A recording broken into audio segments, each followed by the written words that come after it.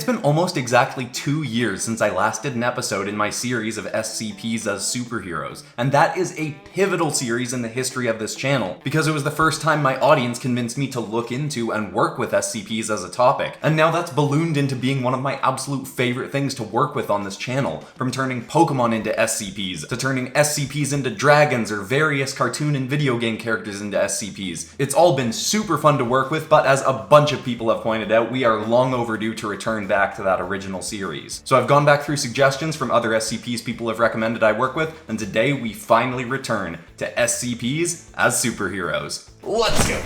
Hit like if you want, subscribe if you feel like, but either way, enjoy the show. I found myself in the odd position this week of going through hero case files for the first time in quite a while, and it reminded me of how much my life at the Superhero Corrections and Placement Foundation has changed in the last 2 years. I am now at Security Clearance Level 4 and am the head of a whole department that had not yet existed when I began working with the Foundation.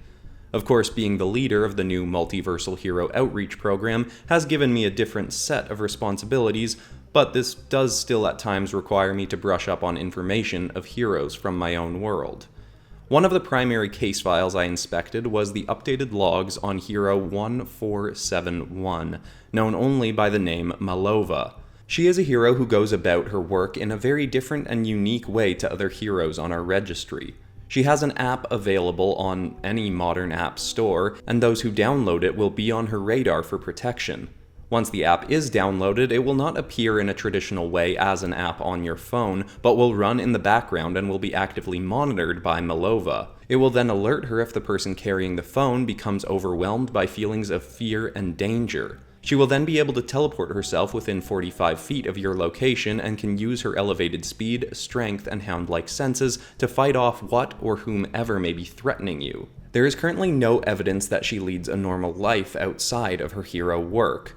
The Foundation was able to bring her in for an interview once, though this was only possible by utilizing her application.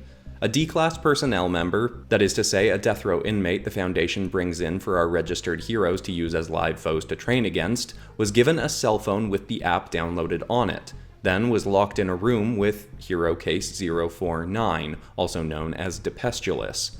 Well, technically he is a hero. Depestulus has a grim reputation for killing any criminal, no matter how great or small their illegal act may have been, and while we were ready to step in if he was evidently about to kill the D-Class, this was quickly proven to be unnecessary, as the fear the subject was feeling was more than enough to summon MalO. We were tempted to allow her to do battle with Depestulus, as she defended the D-Class that had summoned her, but deemed this could set a bad first impression between her and the Foundation, so quickly operatives stepped in to remove her and the D-Class she was protecting from Depestulus's presence.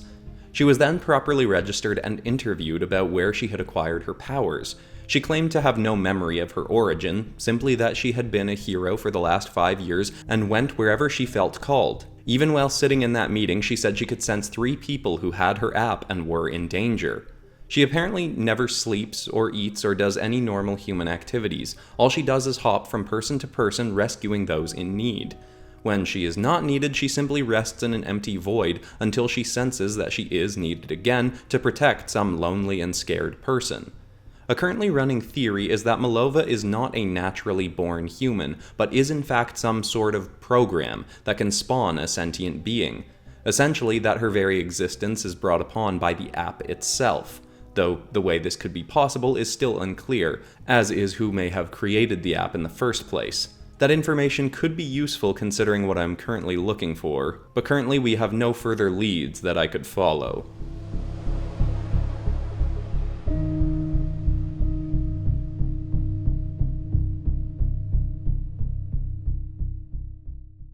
The Foundation has a wide range of relationships with the heroes on our registry, in some cases very positive, and in others much more strained, or sometimes outright hostile.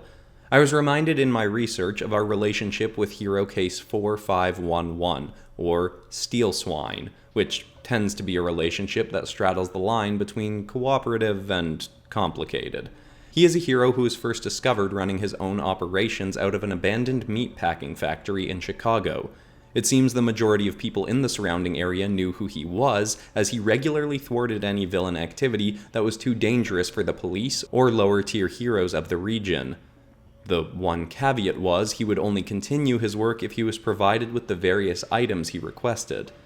Because of this, a sort of volunteer cult arose around him. He'd essentially have civilian minions who do whatever bidding he deemed. Stranger still, the way he'd communicate was not by speaking, but instead by spawning slips of paper from within his metal armor.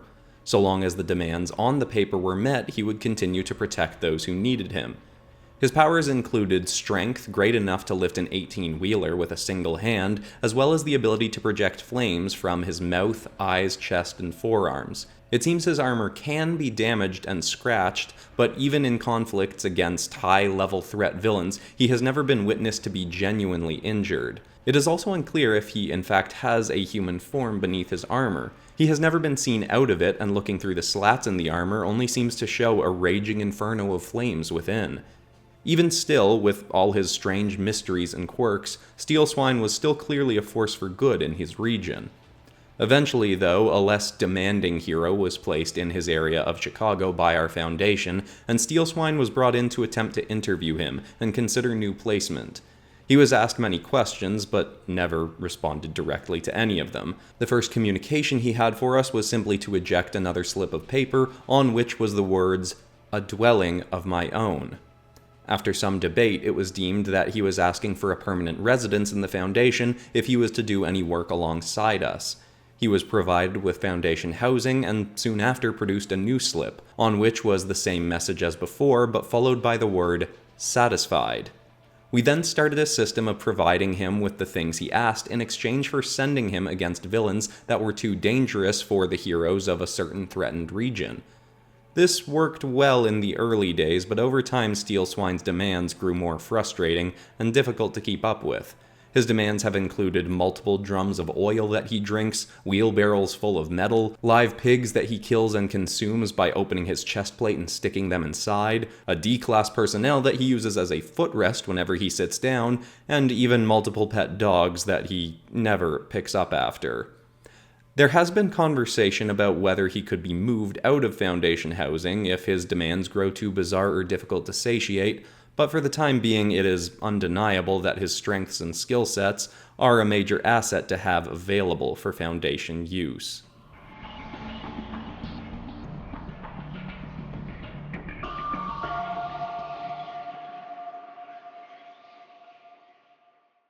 Now, admittedly, Steel Swine was not a hero whose case file I should have taken the time to go through, as it was off-theme of the information I was trying to acquire, so I quickly moved on to Hero Case 303, who is occasionally referred to on public internet forums as the Doorman, though we at the Foundation refer to him as the Fear Dealer. He is a hero who will take his work too far and assassinate those who do not heed his warnings, but in most cases, he will in fact be able to stop crimes before they ever occur. Somewhat similar to Malova's ability to transport herself to those in need of her protection, the Fear Dealer is able to sense when someone within 50 miles of himself has the direct intent to commit a crime. He will then materialize directly on the other side of some kind of door or divider to them and breathe slowly in a wheezing voice. His presence then emits a field that causes those with imminent ill intent to become overwhelmed with fear and anxiety over their coming criminal act. They will see visions of themselves attempting the crime and it going horribly wrong, often even resulting in their death or dismemberment.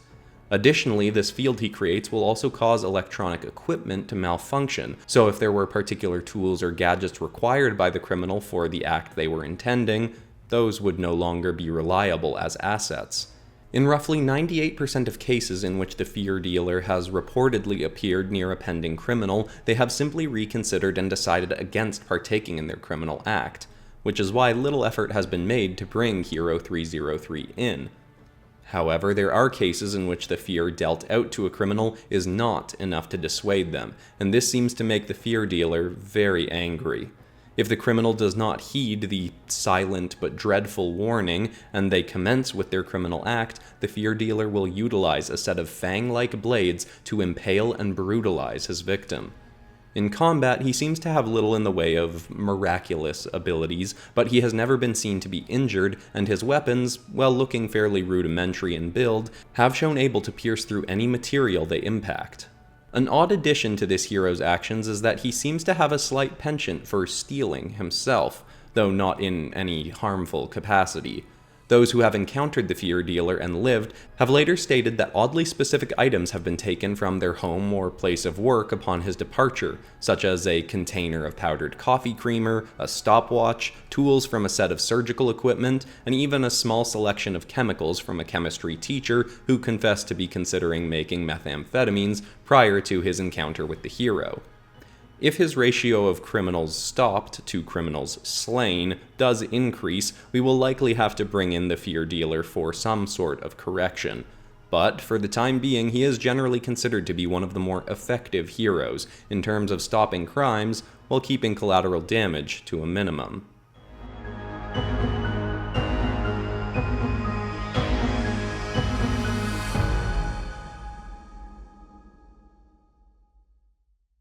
Now, the primary reason I was going back through hero cases in the first place was to find possibly useful information on teleportation for our multiverse traversal consultant, or Mitzi, as he has abbreviated the term.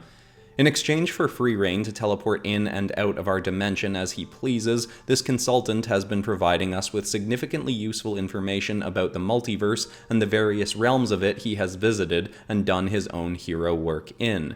He has even invented multiverse jumping wristwatch devices, provided me with one, and is attempting to create a version that can not only transport a wearer to the nexus point of a given dimension, but to any specific location within that dimension.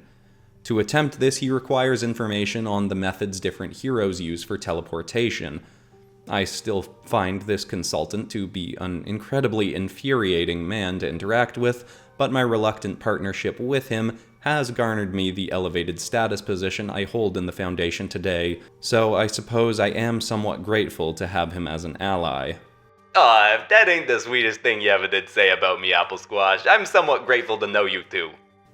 Sharp? Are you listening to me through my multiverse jumping wristwatch? I told ya, it's called the Mujwawut, but, maybe I didn't tell you that I updated these things so you can communicate through them to other folks who's got one. Or, so I can listen into whatever it is you're talking about.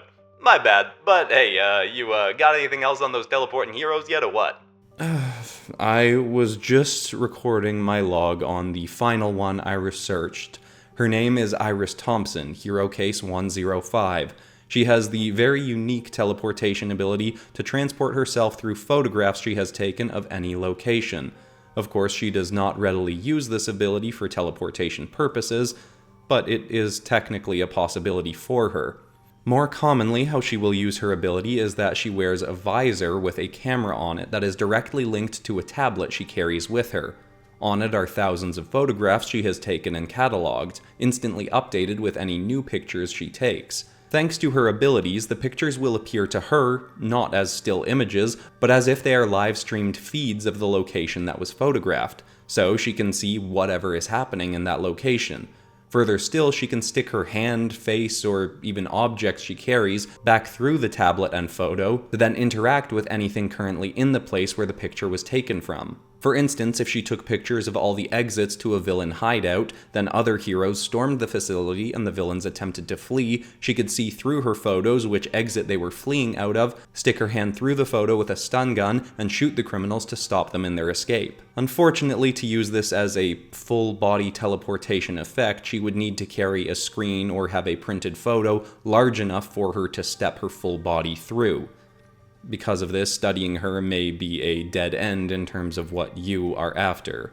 Yeah, fair enough. Okay, you tried. But, hey, if she was on a bus and it was moving and she took a picture of the inside of the bus, but it also showed part of the outside of the bus, would the picture keep showing the inside of that bus to her wherever it went, or would it be stopped in the place on the street where the bus was driving at the time the picture was taken? I'm actually not certain. And speaking of that, why does it even move with the Earth? I mean, the Earth is always moving, right? So if a photo locks into the location that the picture was taken, why wouldn't every picture she has just be showing out of space a couple seconds after it was taken?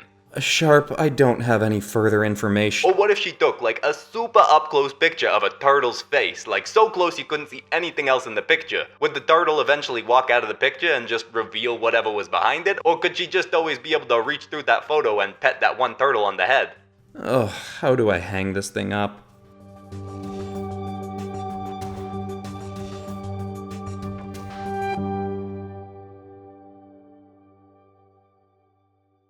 I am so glad I finally returned to this series. This was super fun, and I'd love more suggestions for other SCPs I could turn into superheroes or villains. Also, if you want more out of this episode, on Wednesday on the PopCross Studios Patreon, I will be making a Design Notes podcast episode specifically about my design and writing process for this video. And I'll probably go back a bit through the older episodes as well. Plus, patrons already have access to the high-resolution art and the inks from this episode to download for anyone that wants to color this stuff themselves. Patreon will be linked in the cards and description. But also, if you're new to this channel and you want more SCPs stuff, you could go back to the old SCPs as Superheroes episodes, or you might want to check out my Pokemon as SCPs series. I'll link the compilation video of the first 6 episodes. That's easily my most popular SCPs series currently. But besides that, that's all for today, except of course for ending this video on some kind of positive or inspiring note, and the thought I want to leave people with today is a line I recently read from a man named Stephen Bartlett, but it's a line I've heard many times before, and I think it's so great, and I've probably said it before on here, but it's that you should never forget that your relationship with yourself sets the tone for your relationship with everyone else in your life. And at any time, you can actively start improving your relationship with yourself. Even just thinking back to the person I was and the relationship I had with myself 2 years ago when I started making the SCPs as Superhero series, admittedly, I went through a pretty dark period around then, but it forced me to make some internal and external changes in my life, and oh my gosh, I am so much happier now, and I would be willing to bet that most of the people that are still in my life would say that I'm significantly more fun to be around now. Not that I was awful before, but just I think I'm a lot better now. I hope that's inspiring, I love you all, and I'll see you all in the next episode on Friday.